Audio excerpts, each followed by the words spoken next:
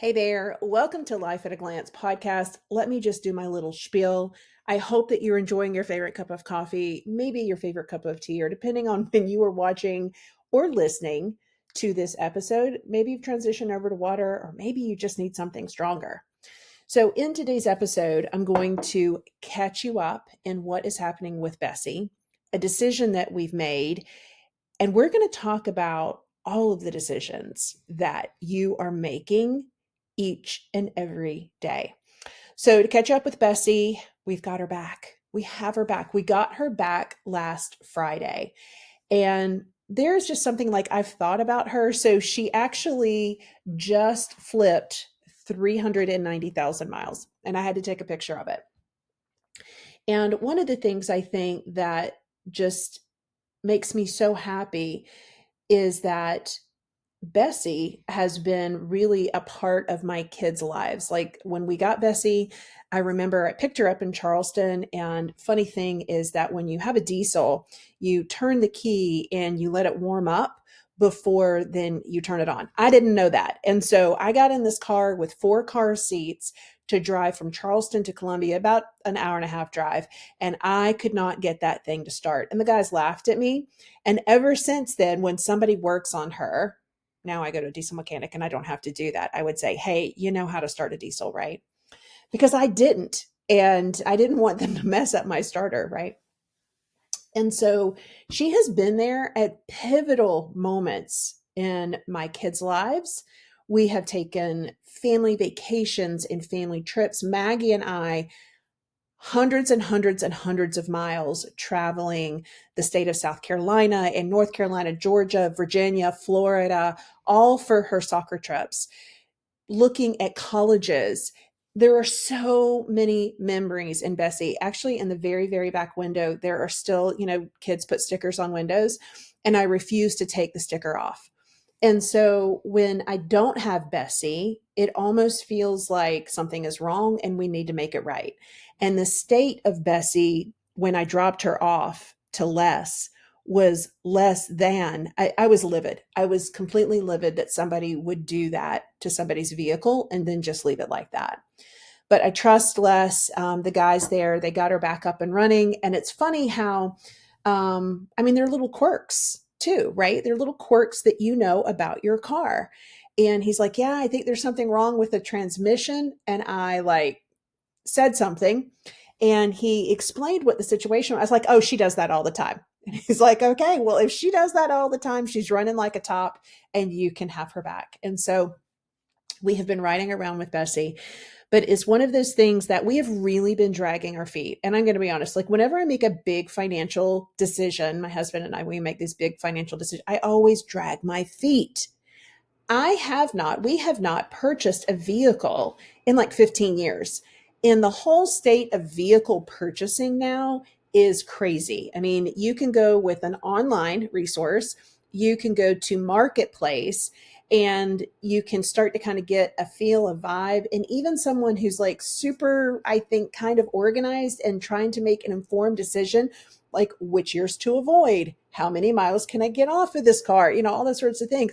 Like over the weekend, I was exhausted. And then just the financial part of it too. Not that I'm afraid that I can't make the payment. It's just like, I want to make the right decision. And so we have made a decision and we found a vehicle and we have purchased a new vehicle. Now, what does that mean for Bessie? Bessie is still here and I think Bessie will stay here with us. I don't know that I can tell my kids if we sell Bessie until after we sell Bessie, but it's just one of the decisions. It's one of the decisions that I had to make this week. And I think I caught myself before it really happened. And here's what I mean. Last year, they weren't necessarily decisions. They were just a lot of events that happened and happened to me, from my mom's health, Jack finishing high school, us becoming empty nesters, Ander getting his first job, Maggie becoming team captain, um, Daniel getting his final rank in the military. And then the tree. I mean, how could we forget the tree? all of these things happened.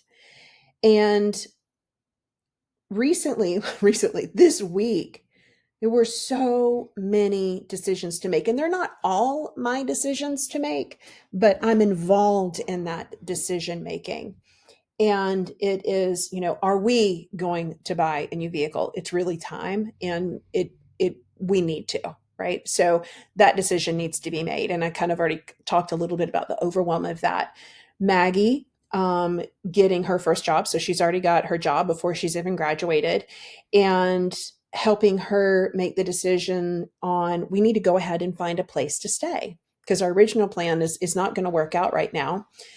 Ander, who is in Virginia working, he has a place to stay, but he is going to have to find a new place to stay. So that's a decision to make. And his car is giving him some trouble. That, I tell you what, guys, we buy used cars and we run the wheels off of them. Literally, he bought this car. The kids have always bought their own cars, $3,000, and he has run that car now for 6 years and with little to no maintenance.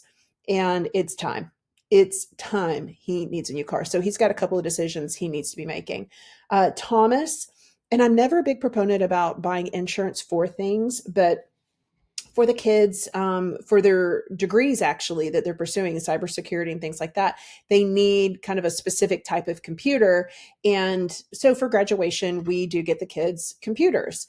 And he's always had trouble with his. And I bought the insurance on this. And guys, we sent it in and they're like, we can't fix it. We're going to refund you. And I don't remember how much we spent on that insurance, but my goodness, it was money well spent. So now, that's a decision to make. And still, just like all of the decisions here in the house. So that's your life. And I found myself this week starting to feel like things were creeping up on me. Like every day there felt like big decisions to make and things to work through. And what I found, and kind of a New Year's resolution that I wanted to have, was that I didn't want to be emotional in my response to a decision that I had to make, and really just making that decision. So when one door closes, then the next door opens, and now I can make the next decision.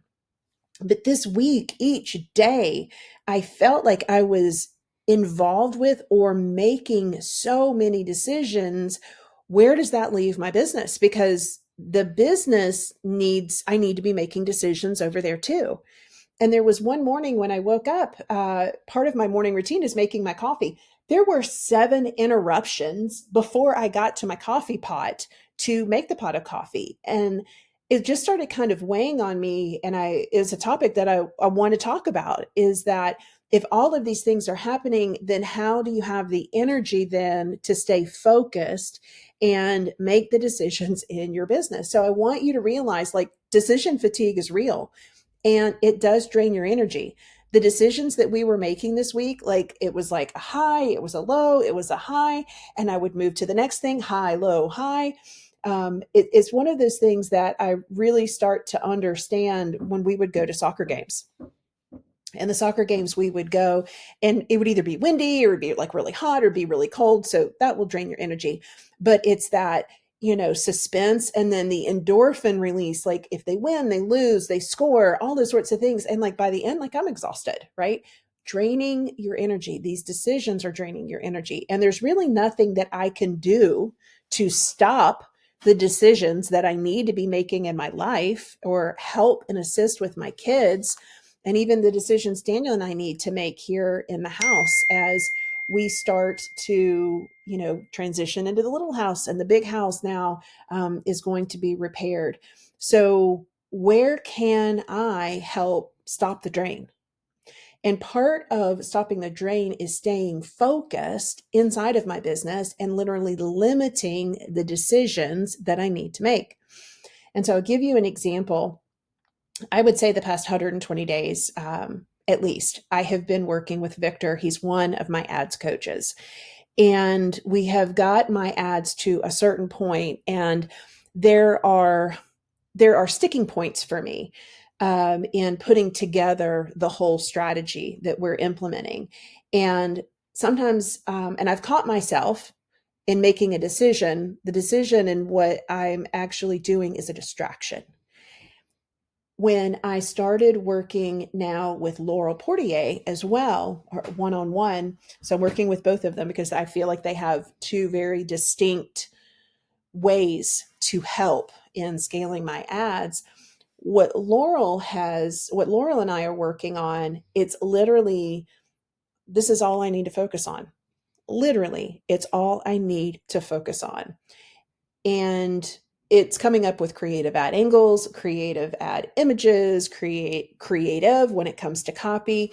And when I started watching her and like getting that feedback, I'm like, well, that's all I need to do. I mean, everything is really around content. And if you think of content with some money behind it, that's my ads. And we just need to get really, really good at this, doing it over and again. And she's encouraging me. She's like, you've got a great story. You have many stories. It's probably because I'm advanced maternal age, but this is where you need to be living right now. And it just helped me in the decision of, this is all I need to be focused on. And it's interesting when you make those decisions, one door closes, one door opens, the focus, time, and attention, let me get this one thing done. If I put too many things on my calendar and it involves a lot of task switching, then it causes a friction. And if it causes a friction, that means that more than likely it's not going to get done, because that friction is a block, and a block prevents me from completing a task. And so when I'm open and when I know exactly what it is I need to do, I check things off the list. And I find it really interesting. My business, it's just not complicated. And even in our operational dashboard, when we talk about fulfillment, it's pretty simple. It took me a long time to get here. And the solutions that I share are because I have used them over and over again. More importantly, I think that the solutions that I share are because of the burnout or the excess that I have experienced. But part of that was also the fight and the struggle. I wanted to be home. I wanted to be with the kids. I wanted to manage the house. I wanted those jobs. And I also wanted to be able to have the flexibility to carve out space for myself. That was the thing that I saw my mom and she did not do. And she lost herself in her family. And so when my sister and I left, then it was her and my dad. And that didn't make for a good mix because they ultimately divorced. But for me, what I saw was that I want to have my cake and I want to eat it too. And the exhaustion that we feel sometimes, we're like, why am I so tired? Oh, it's been a really busy week. Oh, I have a really busy day. I guess the big takeaway from today's episode is I want you to recognize the decisions that you are making. And because the number of decisions that I am making this week really kind of brought up like all of the different situations that I had in my life last year. I'm like, how can I cope with these decisions a little bit better? And how can they help me protect my energy? I feel like if we're making too many decisions in our business, it's going to slow down our growth. If we are switching between tasks too much, it's going to slow down our growth. And we have such little time. We want to focus our time and attention just on those things that will move the needle faster. I think a lot of times when we talk about really decision fatigue, specifically around our business, one of the things people bring up is batching.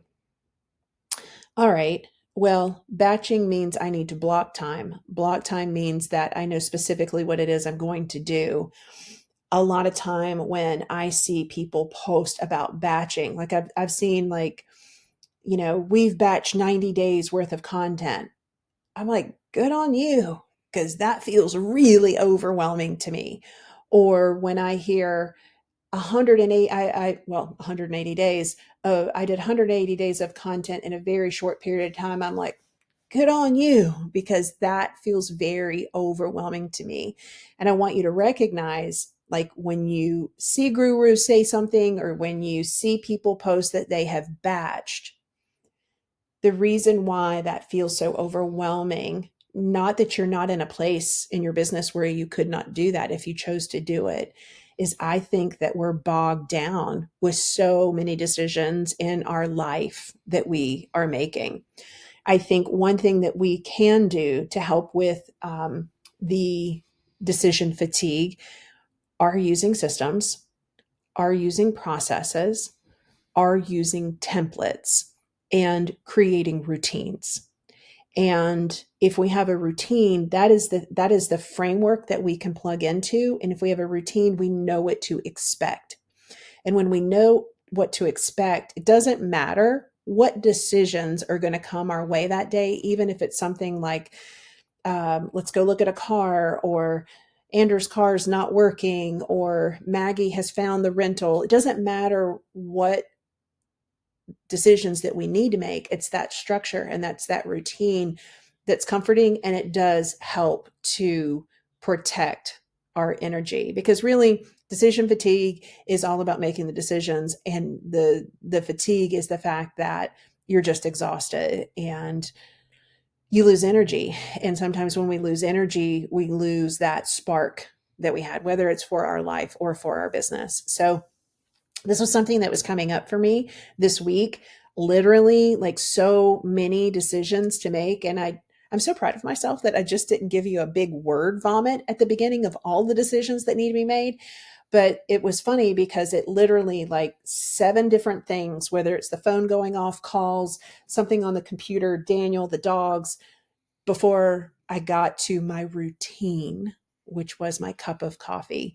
And if those things are coming up for me, they might be coming up for you too. So I hope you enjoyed today's episode. I hope that the biggest takeaways, I will say, kind of 2 things here, is that one, you're not alone. The reason why you're feeling the decision fatigue or the drain is because of the life and the business decisions that you're making. And then certainly ways to help solve that: the daily routine, having templates, delegating.